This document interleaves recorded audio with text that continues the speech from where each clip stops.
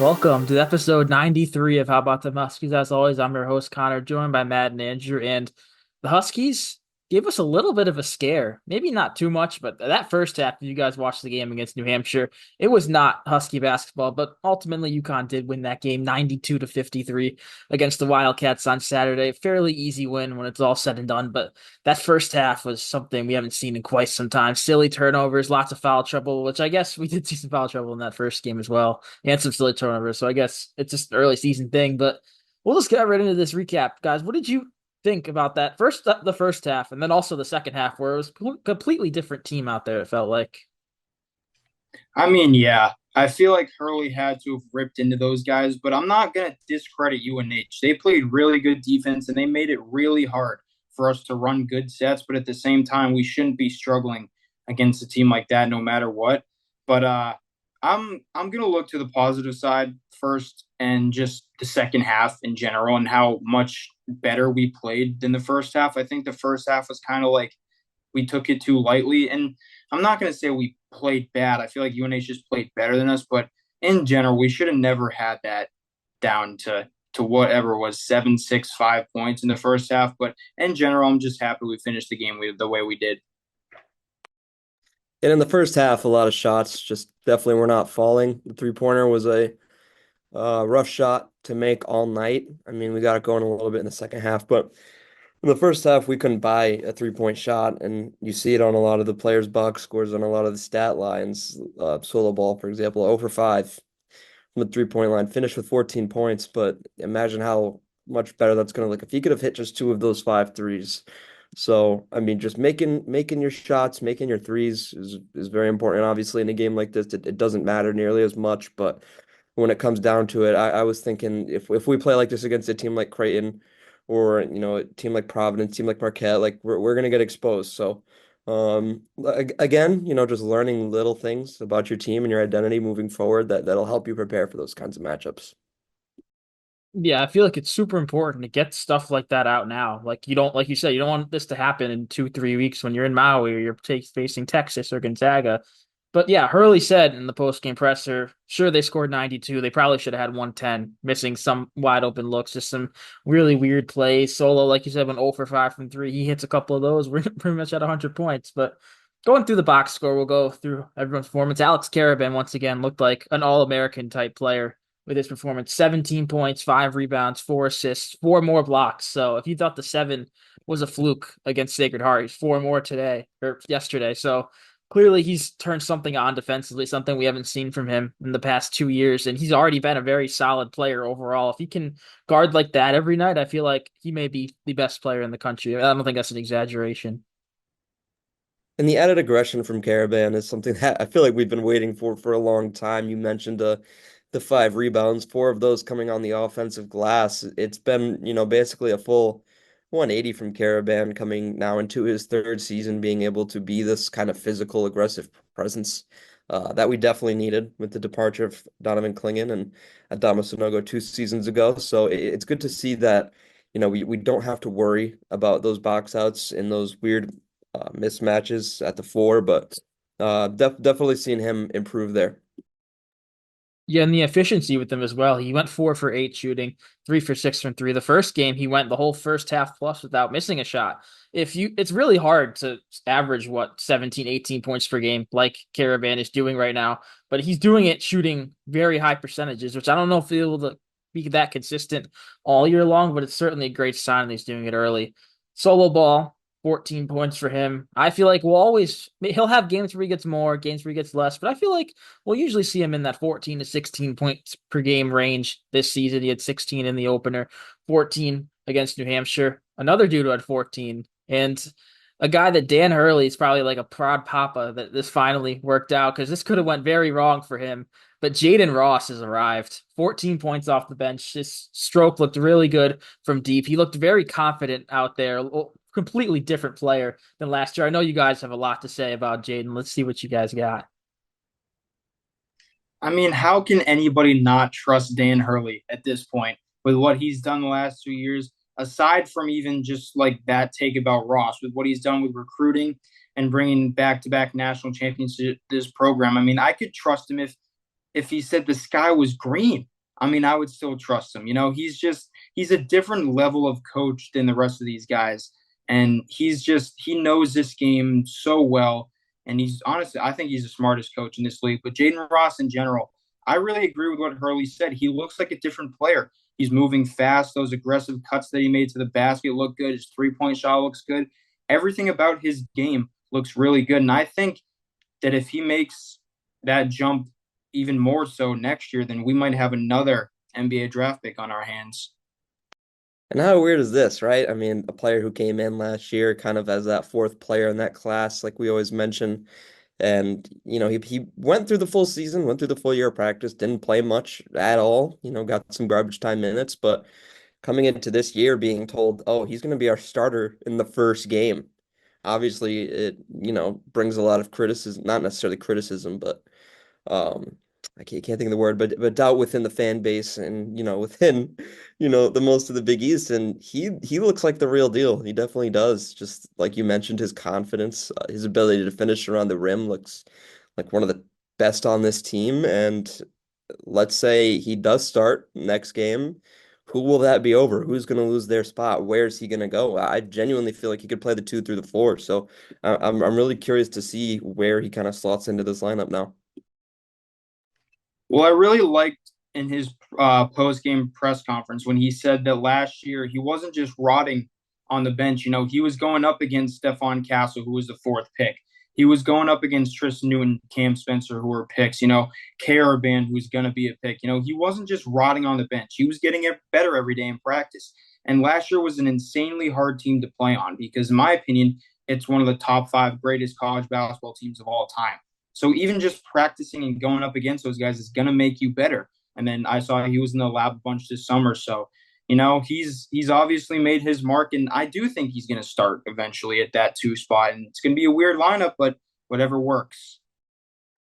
Yeah, I was about to bring up that quote, Andrew, how he wasn't rotting on the bench because even if he's only playing in garbage time, you're playing against some of the best players, at least at this age level in the world. I mean, we were 37-3 last year. There's not that many college players better than the players that we had on our roster last year. And I did say in our last episode, what I'm not sure what he's going to be better at. I feel like it just starts with the confidence. If he looked like a guy that he knew, even if the shot wasn't going to go in, he didn't look like he was getting down on himself or anything. He just kept on shooting. He looked almost effortless out there at times. It was one play.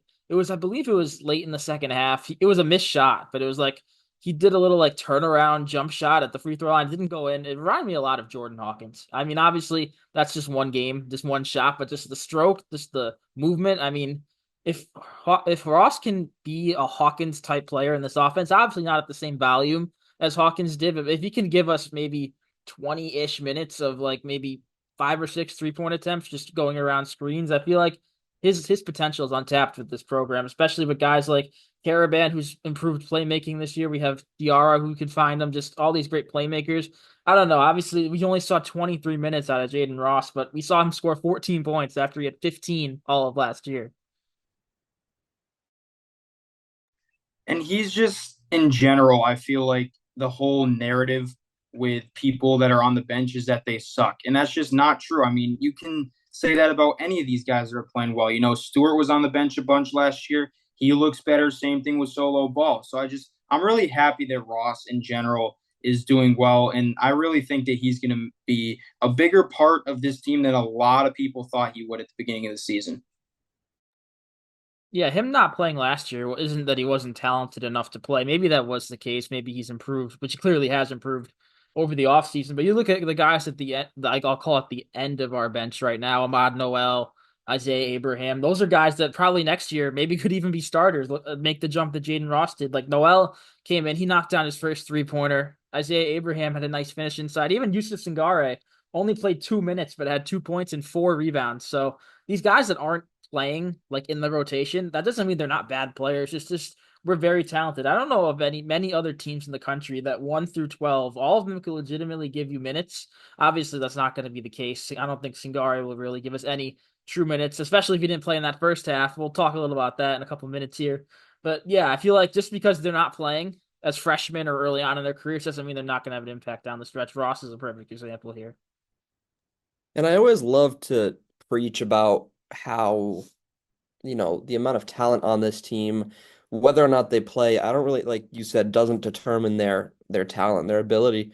In years past, we would have had someone like Jayden Ross come in, and he would have been the best player in the class, and he probably would have been one of the first people off the bench, sometime, 5 years ago. But like I always mention, times are changing, and it doesn't change how talented these players are, and it doesn't change what their role will be eventually. I feel like Hurley brings them in to kind of get them ready for the coming years because you have so much senior and junior talent that it's almost impossible to like slot them in. You just have so many guys, you have so many spots, and there's only 15 spots to take. So I feel like Hurley's kind of idea here of bringing guys in and having them kind of grow into their role rather than just having them play it right away and needing to learn on the fly isn't just good for right now. It's good for 5, 10 years from now.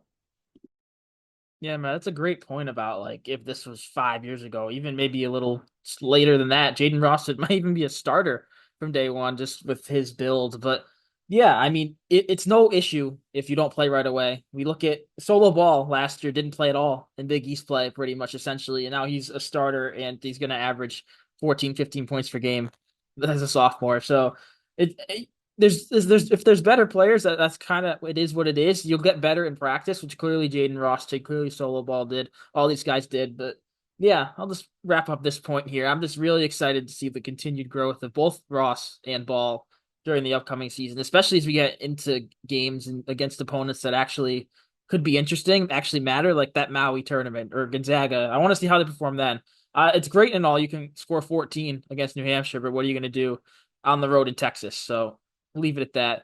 Moving on, I did hint when I was talking about Singare how if he didn't play in the first half, when will he play? Because that first half, the foul troubles with the centers was something. Samson Johnson picked up 2 fouls within the first 4 minutes. He sat. Terrace Reed came in. He picked up 2 fouls probably within 6, 7 minutes after that. He went out. Samson came back in and within 30 seconds picked up a third. It was just really, really weird. I don't even want to call it bad because I feel like there were some bad calls, some just stupid fouls. It was a really weird turn of events. Sampson only played 11 minutes in this game. He had 4 fouls. He didn't really check in again once it was decided. But yeah, I mean, what was your guys' thoughts on that? Because Hurley used the word dumbfounding talking about Sampson. Sampson now he's played 27 minutes, I believe my math is correct there. He's committed 9 fouls. That's a foul every 3 minutes. You do that against Creighton and Ryan Kalkbrenner, you won't get out of the first half. I mean, it's just playing undisciplined. I saw a lot of our fans blaming the refs for all of it. When you're playing games like these against undersized centers, the refs aren't calling the game based on height. They're not going to think, oh, that guy's taller than that guy, so that's not going to be a foul. They're calling the game as if everybody is the same height. So obviously, it's harder to defend a little guy without fouling, but that's something you have to learn. We saw Klingon struggle with it. He learned. Sonogo did too. So, if you're Samson, you got to stop jumping on the low block like that. He's got to reaching is the worst one in my opinion, but he's got to just play more discipline. It's a little too antsy. And I realized it wasn't just the centers too. Everybody was complaining about the bad calls. We got to play defense with our feet instead of our hands. Reach and fouls can't happen, especially for guards. You're too eager to get that steal and you're not actually playing defense. So I feel like there's got to be a little bit of work here with the defense in terms of not fouling in general. And it really makes no sense to me being that size, getting this many fouls. Obviously, they're going at you, but you got to understand, you got to know where you are on the court and know kind of what the situation is. And sometimes it just feels like a lack of situational awareness from Samson. But I mean, I would rather, like, there's no one I would rather have coaching him to help this out. So we'll just see where it goes from here. Obviously, these games, let's get these jitters out. But, this, like you mentioned, this can't be happening against Kalkbrenner or he'll expose us. Yeah, I hope it is just a case of getting the jitters out. Sampson, he's in his largest role he's ever had as a college player, now as a senior. Sure, last year he was the backup to Klingon and still played, 20-ish minutes a game, but now he's in the starting lineup permanently for the first time. I hope it's just jitters. I mean, it's just silly, I feel like, because most of his fouls are like just he's handsy. You guys said it. He's just like little touch fouls. The worst ones are the ones that aren't even like when he's in the play and it's just like at the top of the key or something. He's had a couple of those. It's just we knew that he's had foul troubles in the past, but we had Donovan Clingan to not back him up because he was the starter, but we had Clingan there if Sampson got into foul trouble. Now we have Terrace Reed, who it's a step down from Clingan, but he's looked really good in his first two games. Reed has 15 and 11 in the opener, 11 points, 8 rebounds in this one. He probably just was a little bit worse, but still, I'll take 11 and 8 from your big man off the bench any day. He did have those two fouls early on to go into trouble, but he didn't commit another one the rest of the game, and Sampson did. So maybe we'll have to play Reed more against these tougher centers if Sampson's in foul trouble. But I don't know. I just really hope Sampson just gets rid of whatever bug he has right now that just has him foul every time. He still had 3 blocks, so it's not like he's scared to, like, if he's in foul trouble, he's going to stop defending. He's blocked 3 shots. He had 3 assists. He had the first bucket of the game for the second straight game. So, I mean, it wasn't, I'd probably grade his performance a D, which I'd rather have everyone have at least a B against teams like New Hampshire. But yeah, Sampson got to step it up, especially with games mattering even more, like 2 weeks or so from now. Who else haven't we touched upon? A few names. Liam McNeely, he had 10 points, 11 rebounds, a quiet 10 points and 11 rebounds, I'd say. He only took 6 shots, 2 for 6 from the field, 1 for 3 from deep. He did get another double-double, and he is the first Husky to start a season, not just as a freshman, in general, to start a season with back-to-back double-doubles since Jeff Adrian in 2006. So it's pretty rare to see that happen. It hasn't happened in 18 years. We've won, what, 4 titles since that last happened, that someone's had double-doubles in back-to-back games to start a year, and that's including some great centers we've had that haven't done that either. So I'm really impressed with his defensive rebounding because I mean, if offensive rebound, sometimes that's kind of luck, but crashing the defensive glass is something we really going to need without Clingan, without Newton, who was a great rebounder. Castle was a great rebounder for a guard last year. Having McNeely grab those boards, I feel like will be crucial in some big games. I mean, I don't think it's unfair to say that he's going to average a double double this year. I mean, he's just the way he plays the game is unlike anyone we've really seen in a couple of years. You know, he's just so active on both sides of the floor. He can shoot the ball nearly perfectly. I mean, like Connor just said, he crashes the glass. Like he's a different type of player, and I just feel like he's going to honestly open a lot of eyes on this team. Obviously, people are worried about not worried about, but focusing on Caravan. But I think that he's absolutely going to solidify himself as a top 10 pick this year. Yeah, and with the development of Ross and the emergence of McNeely, you're looking at one of the better 2, 3, 4s in the country here. I don't really see where the weakness is there with McNeely and Caravan. That's a lot of size and athleticism of Ross. It's just going to be so much fun to watch. If you can stop balling at that one and have him playing point guard, though not traditional, it could still work. And I mean, you're really just left at center with the hot hand, and that's one of the better teams in the country once again. So I'm curious to see these three play together in a starting lineup, see how that goes.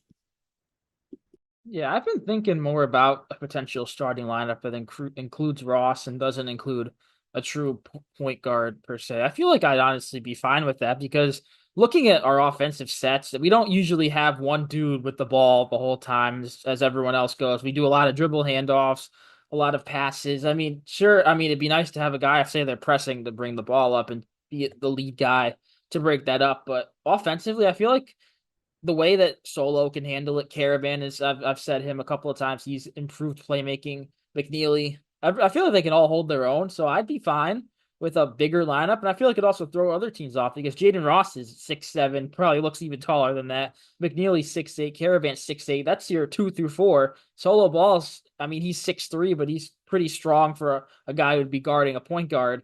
And then you have either Sampson or Terrace Reed. That's got to be one of our largest lineups average height we've had in a while. I mean, that's probably not true because we've had Newton, Castle, Flingen to add it up. But point is, I feel like that'd be something we've had in the past couple of years, and that's something that's worked. So I feel like Hurley's really wanting to try that out. But as of right now, I don't think he'll do it right away. Even though he said that he thinks Ross would have started at opening night, I almost feel like that's a case of him saying that because there's no way to prove otherwise. If he would have started if he was healthy that opener, why didn't he start when he was healthy the second game? But I don't know. I feel like even if he wasn't telling the full truth, I feel like Jayden Ross may almost play himself into the starting lineup like if he plays like he did against UNH. He also plus minus, which is in the box score here. He was plus 34, which that's a lot. That's a lot of points. The next highest was plus 23, Jalen Stewart. So Jayden Ross, very, very impactful when he was out on the court. Do you want to see the Huskies in action this season? Of course you do. We at How About Them Huskies are here to help make that happen. We partnered with SeatGeek for the 2024-25 season to provide you guys with the best deals on all of your tickets. It's simple. All you do is download the SeatGeek app, choose your seats. The greener the dot, the better the deal is. And when you're going to the checkout, plug in the code HBTH for $20 off your first purchase of $50 or more. Tickets to see the back-to-back national champs are certainly pricey. Believe us, we know. But using code HBTH on SeatGeek saves you a bunch of money, and you can use that elsewhere during your game day trip to stores or Hartford. It's not just for UConn games, however. You can use SeatGeek for all types of events such as basketball games, football games, hockey games, concerts, the list goes on and on. And if you use code HBTH to check out for any of those events, you save. Once again, that's code HBTH on SeatGeek for $20 off your first order of $50 or more. The Huskies need you to be there during their run towards a three-peat. Be there with SeatGeek. Next guy we haven't really talked about is a guy who, if we make a starting lineup change, would probably be the odd man out, is Aiden Mahaney. Mahaney had a much better performance than his opener.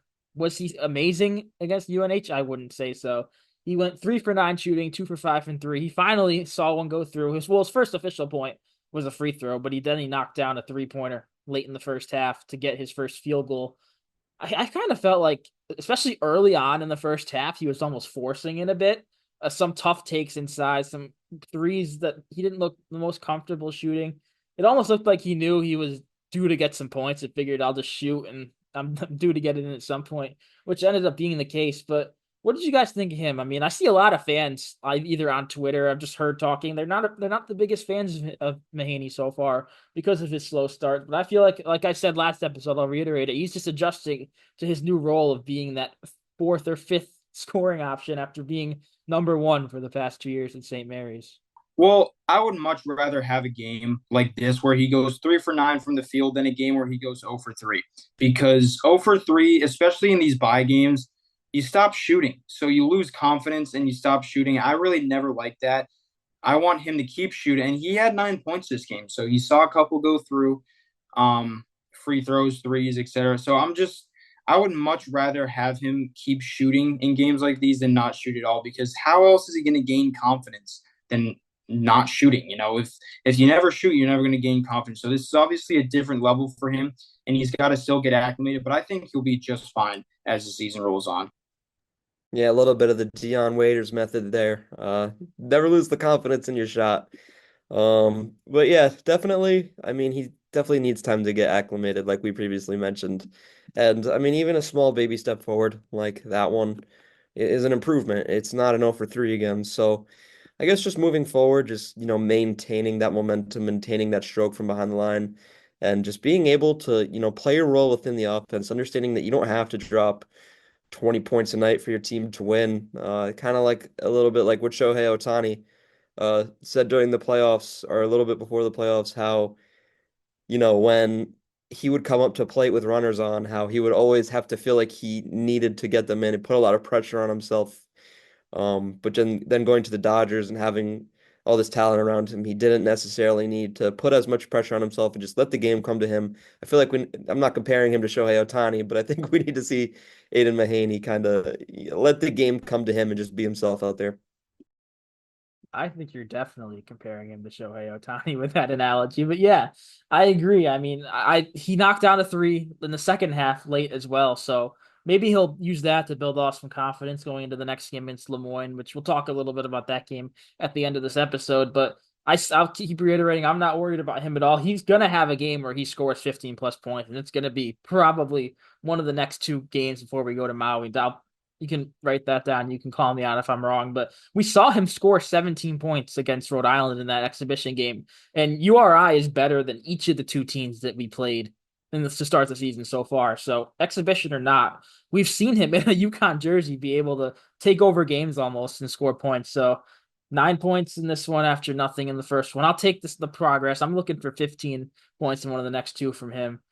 Last name really to talk about here is Hassan Diarra, who played only 15 minutes off the bench. He was very effective, 4 points, 2 rebounds, 3 assists, a steal, and a block in those 15 minutes. But I'm kind of noticing that he only played the 15. Sure, it was a weirder game where it was the first half. There was we were playing sloppy, and then we blew him out in the second half. So maybe that's just him being a veteran and not playing as much in the second half. But I don't want to make assumptions off 2 games, but I'm kind of getting the vibe Sasan Diarra is almost moving down in the depth chart a little bit off the bench, especially with the way Jayden Ross played in this one. I mean, Diarra was clearly our sixth man last year. He was probably clearly our eighth or ninth man the year before. I don't want to say he's fallen down back to that seventh or eighth spot, but that's kind of the vibes I'm getting early on, especially from a guy who we thought would be in the starting lineup based off of that exhibition game against URI. It's just he's not playing bad, but I feel like it's almost like his skill set isn't exactly what we're looking for. That's a weird way to put it. That's just what I feel like through 2 games. Well, it's a certain role that he's playing. We don't need him to go out and take 15 shots a night. He needs to be out there to be on the defensive end, honestly. Make those good passes anyway. I think he was the one that made that little touch pass, the alley oop to Samson.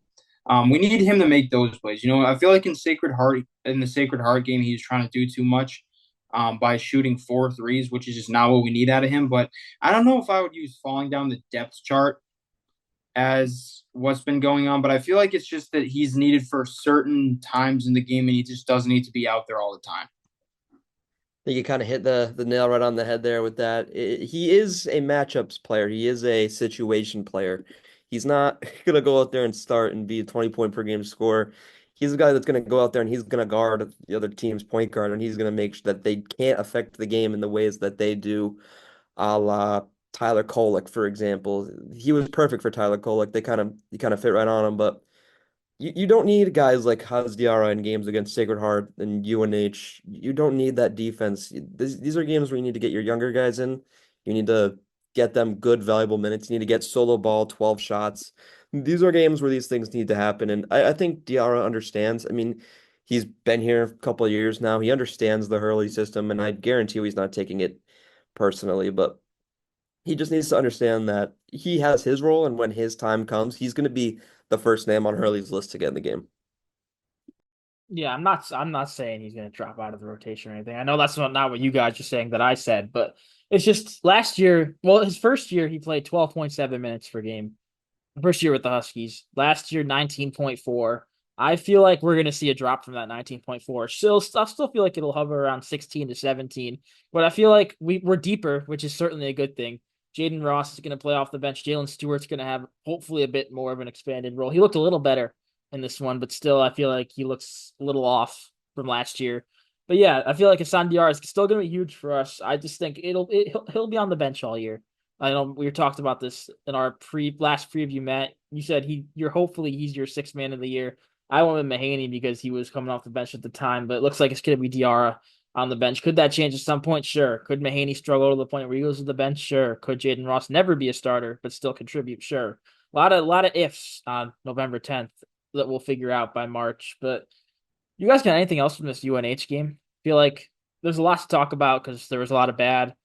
There's a lot of good as well with guys like Ross and Caravan. But we'll move on to previewing the Lemoyne game now. Lemoyne, once again, this is a game that we should win fairly easily. We'll probably be favored by well over 30 points once again. But Lemoyne opening night went to Syracuse and only lost 88-84, which I mean Syracuse, I mean they're not what they used to be, but like they're still a team that's going to be competing for a tournament spot. So for them to only win by 4 against Lemoyne, sure, Lemoyne also lost their next game to, I believe, Cal State Northridge, who came to Lemoyne, which I don't know why that matchup even happened. Who at Cal State Northridge decides to go to upstate New York in early November for a game? But they lost by like 15-17 at home to that team after losing by 4 on the road to Syracuse. So they're a very weird team, it seems like. They killed a D3 school in their next game, but yeah, what do you guys? Who are your guys' players to watch for this one? I know it's still early in the year, so it could be anyone, but we've seen 2 games now. Who are you guys looking out for? I'm going to double down on my Jayden Ross pick from the previous game, only because I think things are only going up from here. I want to see him kind of get into that starting role and be an impact player like we all hear he's going to be. So until further notice, I think I have to I think I have to keep rolling with Jayden Ross here as my player to watch. I would also go with Ross, but I'm going to go with McNeely because I feel like this team's defense is not very good.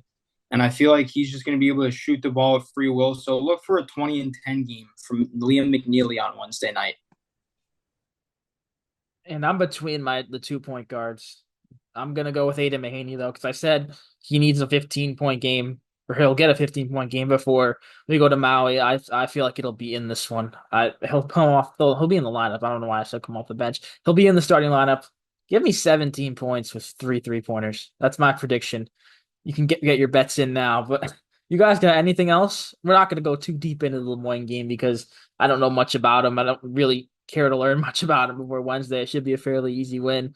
So our next episode, we'll definitely recap that. And we'll do it in a very similar episode to the one we did today after the Le Moyne game. We'll be previewing in that next one the thrilling matchup at Gamble Pavilion against Texas A&M Commerce. That's a trap game. Don't get me wrong, but yeah, I'm just kidding. But yeah, so thank you guys for watching and thank you guys for supporting the podcast. And yeah, that's all I got. Thanks for watching.